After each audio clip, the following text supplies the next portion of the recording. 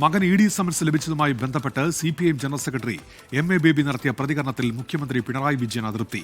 മുഖ്യമന്ത്രിയുടെ എതിർപ്പ് കണക്കിലെടുത്ത് സമൻസ് സ്ഥിരീകരിച്ച നിലപാട് MA ബേബി തിരുത്തിയേക്കും. ആർ ശ്രീജിത്ത് വിവരങ്ങളുമായി ഇപ്പോൾ തിരുവനന്തപുരത്ത് നിന്ന് ചേരുന്നുണ്ട്. ശ്രീജിത്ത്, എന്തൊക്കെയാണ് വിവരങ്ങൾ?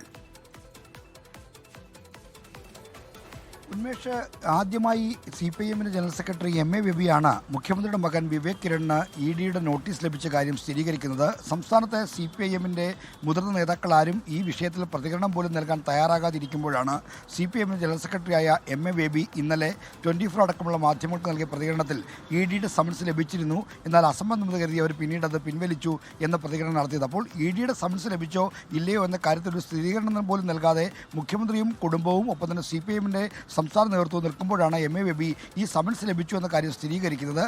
ഇതിലാണ് മുഖ്യമന്ത്രിക്ക് അതൃപ്തിയുള്ളത്. മുഖ്യമന്ത്രിക്ക് ഈ വിഷയത്തിൽ അതൃപ്തിയുള്ള കാര്യം അദ്ദേഹവുമായി ബന്ധപ്പെട്ട കേന്ദ്രങ്ങൾ തുറന്ന് പ്രകടിപ്പിക്കുന്നുണ്ട്. ഇത് MA ബേബിക്കും ചെവിയിലും എത്തിയെന്നാണ് നമ്മൾ മനസ്സിലാക്കുന്നത്.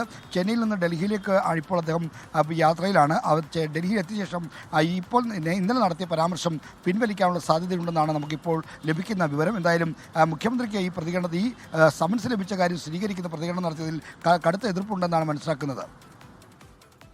ശരി, ആർ ശ്രീജിത്താണ് തിരുവനന്തപുരത്ത് നിന്ന് വിവരങ്ങൾ നൽകിയത്. ലോകത്തെവിടെയായാലും ഏത് സമയത്തും 24 വാർത്തകളും ഓഗ്മെന്റഡ് റിയാലിറ്റി പാക്കേജുകളും എക്സ്പ്ലെയിനറുകളും വിശദമായി കാണാൻ ഞങ്ങളുടെ YouTube ചാനൽ നിങ്ങൾക്ക് സബ്സ്ക്രൈബ് ചെയ്യാം.